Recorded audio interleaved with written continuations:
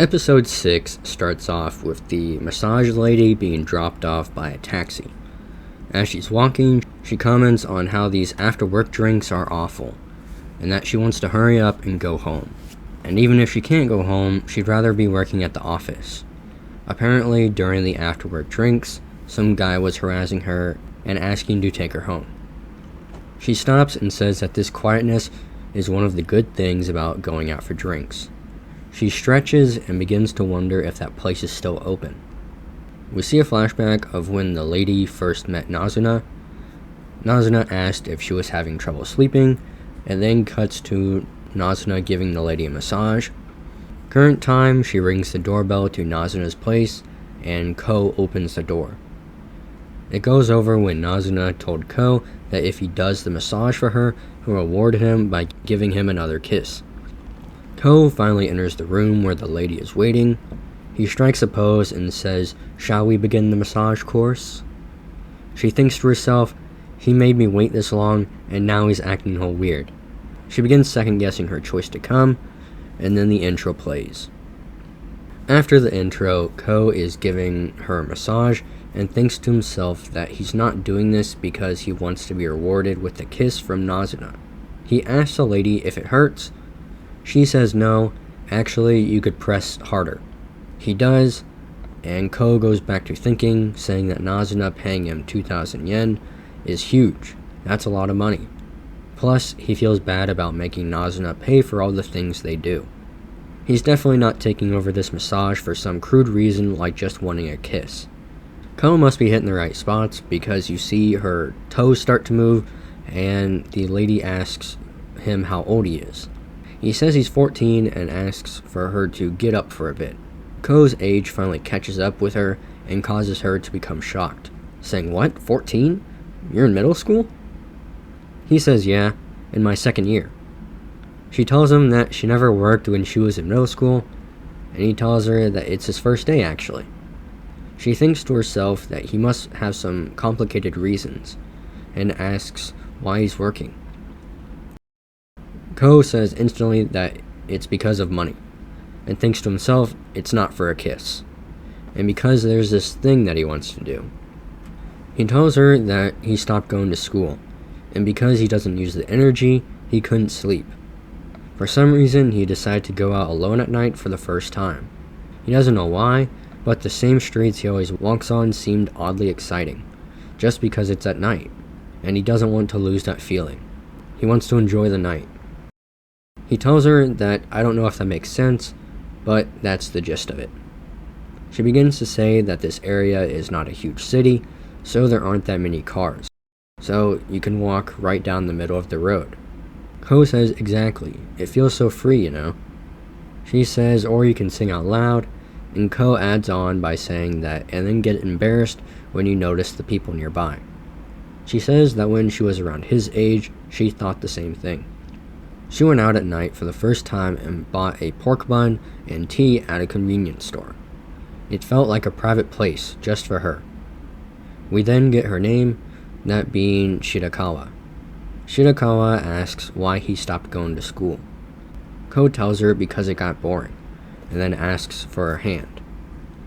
He massages it and says that he may not look like it, but he used to be a model student. But he just got tired. She jokes about how far he's fallen from being the model student, and says that she feels the same. She's just a bit tired. Ko asks, "Is that why you came here?" She says, "Yeah, the work itself is fun, but the work can't be done alone, you know. She deals with bosses and colleagues. She has to pretend she's having fun and laugh even if something's not funny." She begins to break down, saying that she can't take it anymore. She doesn't want to go back to the office or for after-work drinks. Then her boss calls. She says that she has to go back to the office. They always contact her at ridiculous hours, and if she doesn't go, she'll be in trouble. She thanks him and prepares to leave, but Ko realizes that she's the same as him. He gets up and tells her that she's not going anywhere.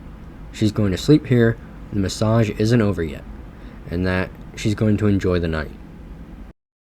He calls for Nazuna and she teleports through the wall. He tells her that he needs her to do something. Don't let this person go back to work. She says okay, and tells Ko to open up the window. He does, and then Nazuna throws Shirakawa out the window. Ko jumps out after her and tells her she won't die.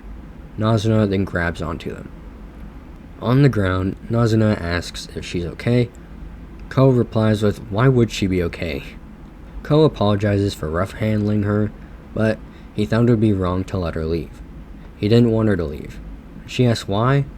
He says because she was crying. If something's so bad you cry, you shouldn't have to do it. He tells him that he's just a kid, you wouldn't understand. It's work, my job. It's not the same as school. When the boss calls you, you have to go. A proper adult has to put up with stuff even if it's so bad you cry. Ko then tells her that he wants to become a vampire, and that Nazuna is a vampire. He's planning to have her turn him into a vampire. It's true that he's a kid and he doesn't know anything about work or society. He's naive and probably crazy. But any boss calling you at this hour is even crazier. It's 2 a.m.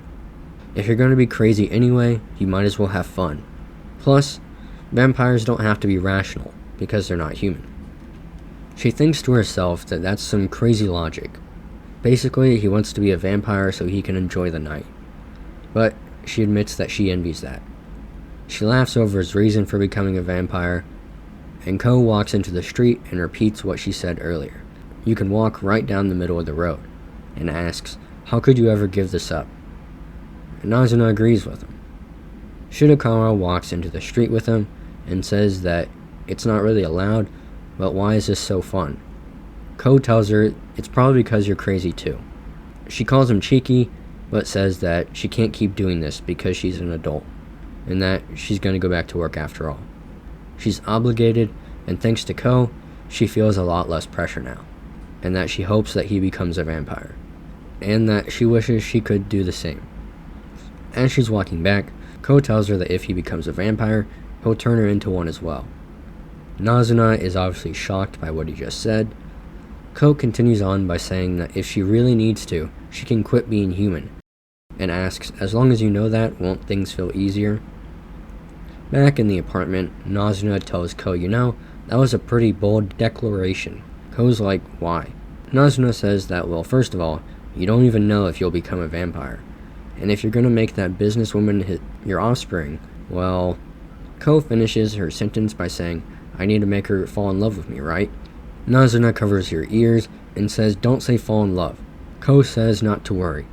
Girls tend to like him. The next night, Ko enters Nazuna's place. She's at the door and tells him to come up with something fun to do. They will get tired of the same thing every day. Ko brings up karaoke, a movie, darts, but Nazuna doesn't seem to like those ideas. He then brings up the idea of a nighttime pool. She likes that idea. She puts on some glasses and says they're in for some mad vibes tonight. They're at the pool. Ko comments on how it's still a pool, but it's completely different from swimming in psych ed. The atmosphere is oddly ethereal. He begins to wonder what Nazuna's swimsuit is like. Nazuna arrives and goes off to buy a drink. She gets a beer, and as she's returning, she's stopped by some guys who hit on her. She tells them that she's with someone. She looks at Ko and smirks. She tells the guys that if they're going to pay for stuff, she might think about it. They ask, well, what about your friend? She says, don't know, maybe he left. The guys continue on, and Ko gets up, runs over to Nazuna, grabs her hand, and pulls her away. The guys comment on how she did have a guy after all, and that he shouldn't leave his girl alone. They finish off by wishing him good luck.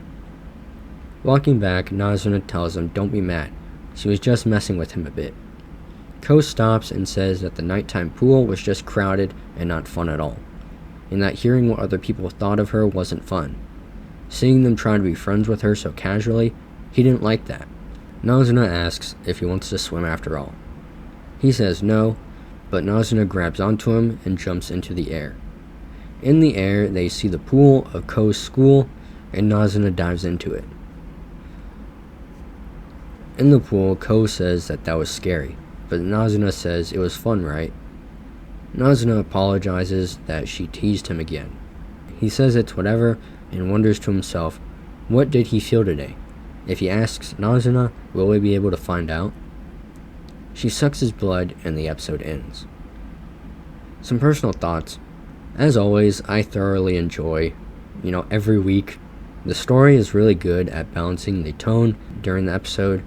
It takes you through a lot of emotions, or at least it does for me. I'm so glad that Ko stepped up and grabbed Nazuna from the guys. I also appreciate that the two guys hitting on Nazuna were cool and not creepy like you see in a lot of animes. You can see the relationship deepening, and obviously the cast is growing.